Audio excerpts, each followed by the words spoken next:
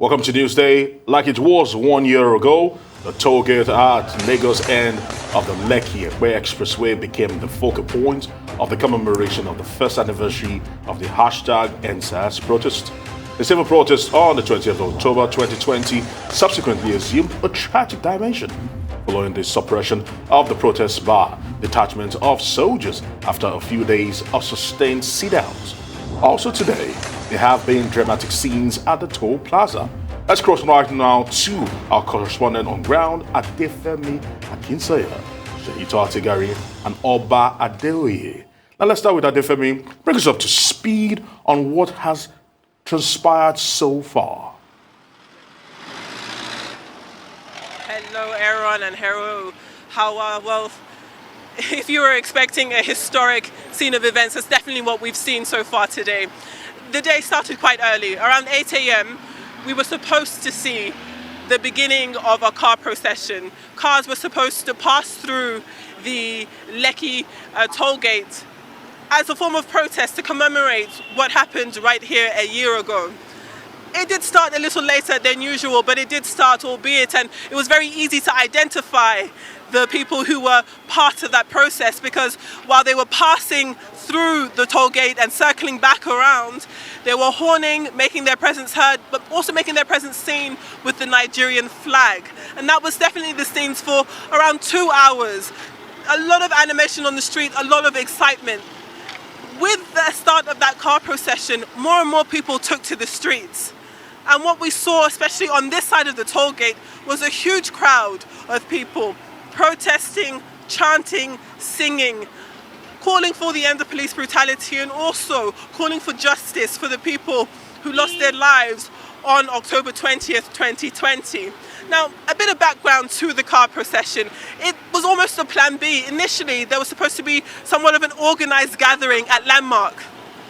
And it's reported that the Lagos State government put a bit of pressure on the owners at Landmark to return the monies paid to by the protesters who were organizing a protest on those grounds. And when that happened, that's when the idea of the car procession came, because ultimately, cars are free to pass under this toll gate. And for a large part of the day and the morning, that's what happened. However, as more and more people got onto the streets, and the later it got, the police started to grow a bit agitated, and we were able to see many examples of police brutality, first and foremost against us ourselves. We have brought 2 cameras, a drone. You'll see now I'm joined by Shaiton and Oba Adeoye, 2 to 3 cameramen, a field producer. We're a big team on the ground here. And sadly, because we were flying a drone, that sparked the attention of some operatives, and then wanting us to stop flying turned into a scuffle which involved myself and our cameraman Okpe. Not great scenes. And that only continued to escalate to that scene of police brutality we saw with a gentleman who claimed to be an Uber driver being slapped in the face, pepper spray, tear gas spray directly onto him, things that we all have a record of happening. Harrowing scenes. He fought tooth and nail not to be detained. And then if we talk about the people who have been detained, from the early parts of this morning, we saw the first 2 people who were detained. A person who was protesting peacefully, albeit, and then a journalist who was detained and put into the car. Both of them said that they were slapped, beaten, punched by police once they entered that vehicle. Both of them said their phones were taken from them. And across the afternoon, that was the consensus. Many people claiming to be attacked by police, things that we saw, we've recorded, we'll be able to show, but also many people saying that their phones were taken from them forcibly and destroyed. And that's how the afternoon has been going so far. As I said, I'm not here alone. I've got Shaiton with me, who's just put together a fantastic documentary documenting the journey getting to this place over the past year. Shaiton joins me now. Shaiton, welcome. Thank you, Femi. It has been quite an interesting morning slash afternoon, hasn't it? And I think what really stands out for me today's commencement of the cars is the fact that they decided that they were going to find a different way to protest. They had, in fact, said that they were going to have a summit at Landmark, the youth and the protesters, and for some reason, Landmark decided to return their monies, and they came up with this idea last minute. However, what's really sad about it is that even though they decided to maintain 2 lanes on both sides of the Lekki toll gate lane, according to the Commissioner of Police, we had miscreants begin to infiltrate the protest, so to speak, and then that's when they were forced to release tear gas into the crowd. So it has definitely been a very interesting morning and afternoon here. It was supposed to last between 8 a.m. and 10 a.m., but as you can see, it's already 12 o'clock and we're still here. Thanks so much, Shaitan. Thank you. Well, I'm about to bring Oba into the conversation. Oba too has been on the grounds, not just on Lagos Island, but indeed on the mainland before joining us here. Oba, give us your experience of the events today so far. Yet, many people expected that the NSAS protest, the memorial, the first year memorial of NSAS protest was going to go peacefully until, some moment back we started hearing shots by the security men on ground there dispersing the protesters. And speaking to some of them, we were told that some hoodlums, according to the Commissioner of Police, had infiltrated the protesters, that they were arrested with knives and other weapons. I'm here to see one of them. Of course, I asked the Commissioner of Police how many of these hoodlums have been arrested. He said he could not lay his hand on the figures or the statistics right now. But we also observed that some people who were motorists, we could not, independently determine or establish that. But we saw some people riding in their motors, in their cars, and the moment that they had the shot, some of them just scampered out of the cars, leaving, abandoning their cars. But later, the officials of LASMA came to tow the vehicles away. So I was asking the Commissioner of Police, how do you determine whether if these people were actually protesters or not? Their cars have been taken away, and they have to go to the offices of the LASMA to go and reclaim their vehicles. And we saw a moment back how a young Uber driver was treated over there. The claim of that young man was that he was a Uber driver, that he was only passing through here. But the moment he had the shot, he had to abandon his vehicle to run for life. But then the police would not hear a word about that. But if not for the obstinance of that young man, he will have been bundled into the Black Maria, and God knows his fate. We were speaking with a young lady in the Black Maria earlier on, and she said she's an office assistant going to her office somewhere on the mainland until she was apprehended. Now, her phone had been taken away from her. She had no means of reaching her people. She had nothing, to really defend herself or prove her innocence. As we speak right now, she's still in the Black Maria there, and you don't know, her phone has been taken. Okay, Sorry to interrupt you there, but what we're seeing is the police displaying some show of force. There's a huge gathering just behind us there in the distance there with a lot of security forces, the Lagos State Neighbourhood Watch Council, but also armed members of the police and security scenes. We're not too sure what's happening, but as you can see, there are sirens in the distance there. Many people, again, police who are heavily armed. You can see that convoy approaching us here. Now, it was part of this group of the gentlemen with the helmets, the tear gas, who had attacked Okpa earlier today, who had harassed us earlier today. They are approaching us here. We're not sure what it is that is supposed to be happening, but the scenes are quite stark. You can see the vehicles, the convoys, the squad of people.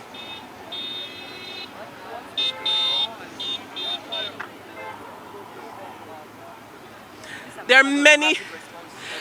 These are members of the rapid response team. I have to remind you that they are the ones who chase the bigger crowd away, but it's very, very unclear what it is that they are here for. They are walking towards a secluded part of the Lekki Tollgate area. We are following them just to see what is happening there.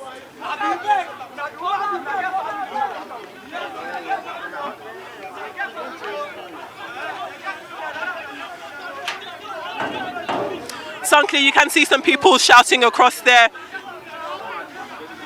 The Commissioner of Police too was just on the ground, has walked away from the crowd. But one thing that we can see, if we just circle back around here, are the Black Marias full of people who have been arrested.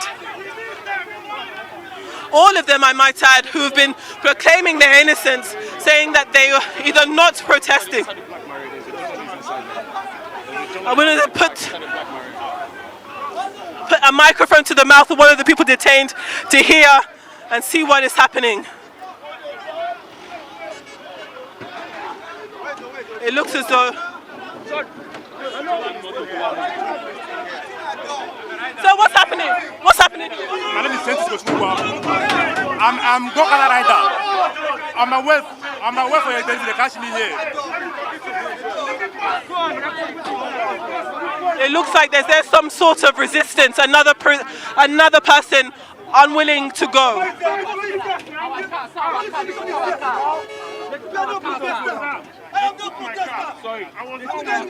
Journalists are being released from the vehicle. You can see this gentleman here holding a tripod. Sir, what were you doing inside that van there? Why were you there? Media. I was on my way home. Very easy. I was on my way home. They just stopped my car at VGC. At VGC, they took my car and they drove me back inside this useless thing. I didn't do anything. See my camera. See everything. See. What's your name? What's the name of your media house? 363. See my mic. Everything. What kind of phone? How long were you inside that car? Were you attacked? Did they take your phone? All the way from BGC back. I misplaced my wallet. I misplaced everything. Okay, so you just heard journalists, people who identified themselves as journalists, saying that they've been detained by police. Those two obviously were just released, but you can see that there's a lot of pandemonium still happening on the streets here. We've got the Commissioner of Police directly in front of us. It seems as though he's allowing people to go.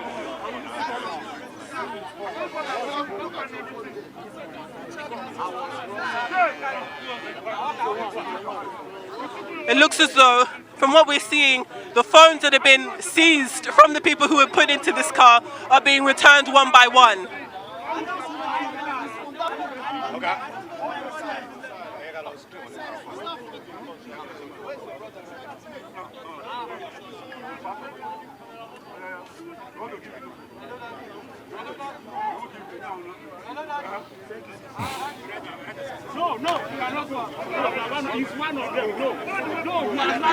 So as you can see, 3 gentlemen were released, at least 2 of them claiming to be journalists, but there's another, of course, group of people still to be attended to.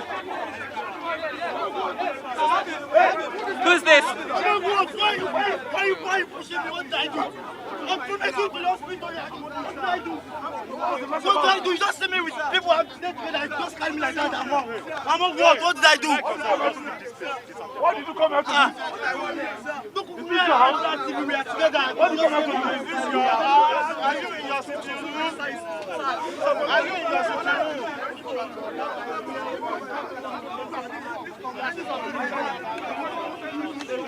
There are hammers in the hand of the Commissioner of Police.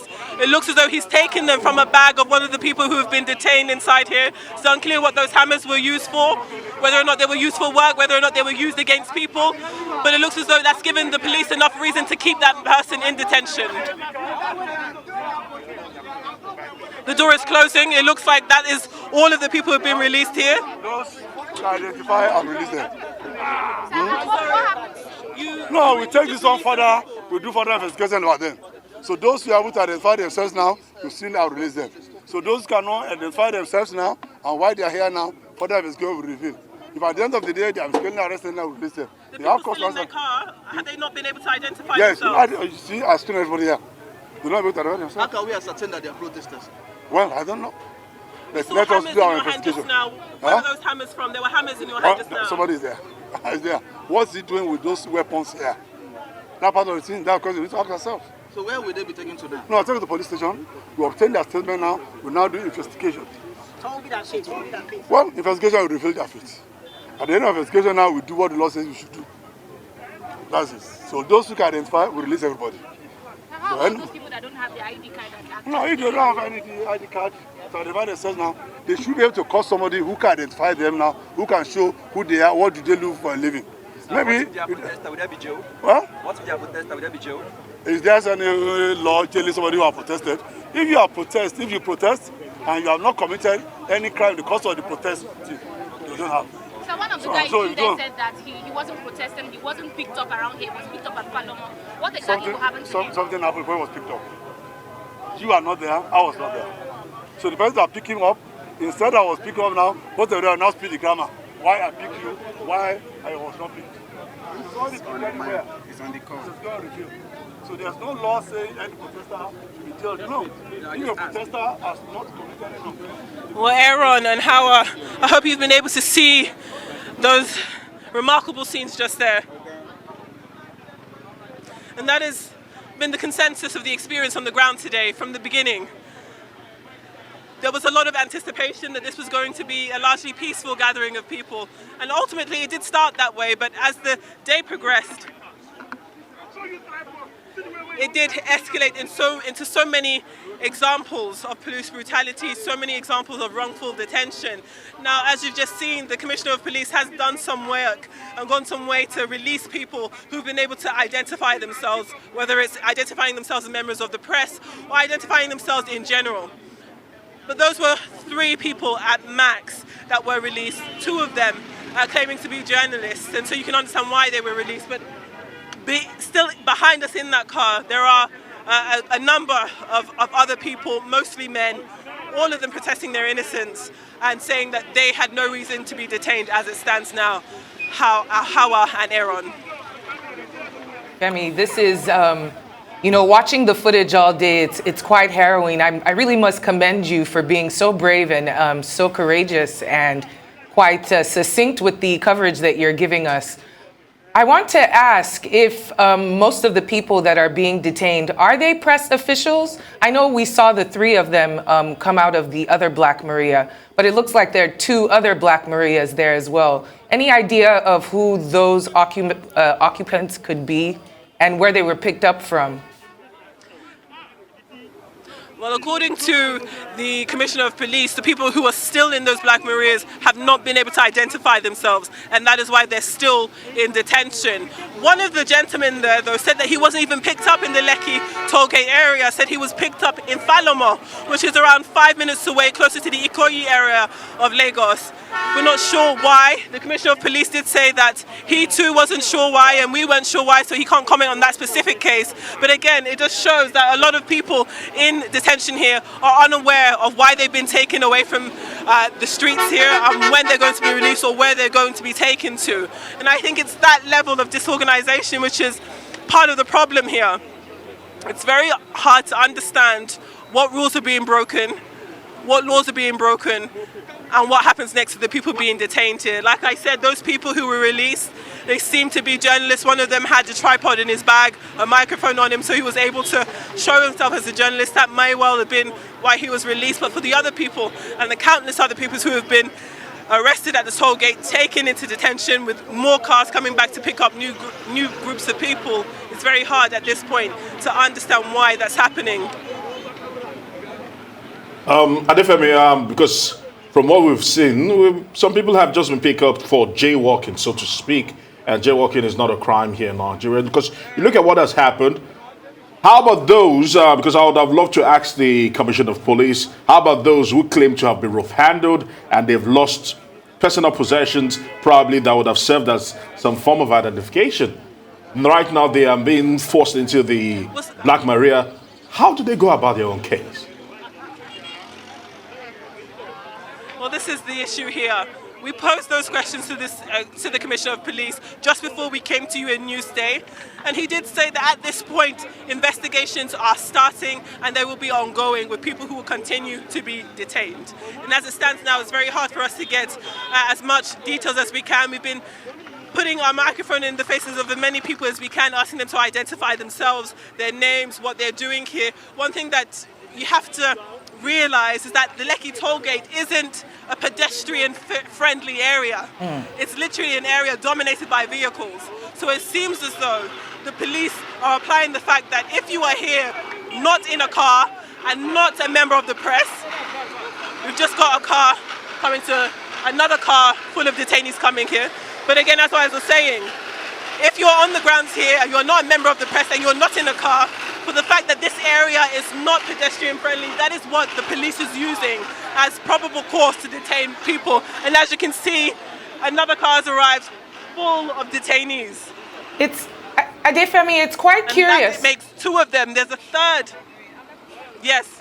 I'm just wondering why the Black Marias are being brought back to the toll gate and they aren't the prisoners, and they're not being taken to the police station. Why is this the congregation point for them?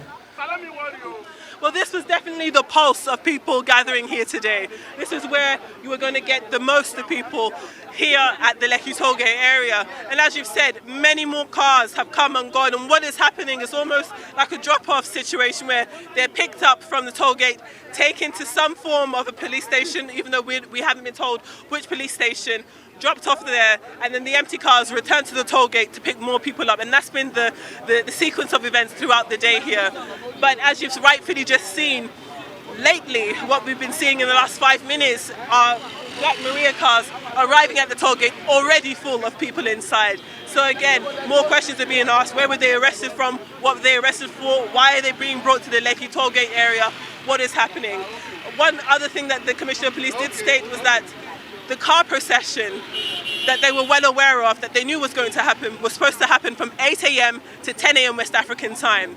And according to the police, anything happening after the organisers of that car procession had confirmed that they were home, gave them grounds to detain or investigate the whereabouts of people who were still at the toll gate, most especially if they weren't in vehicles. All right, so that's what we're having here.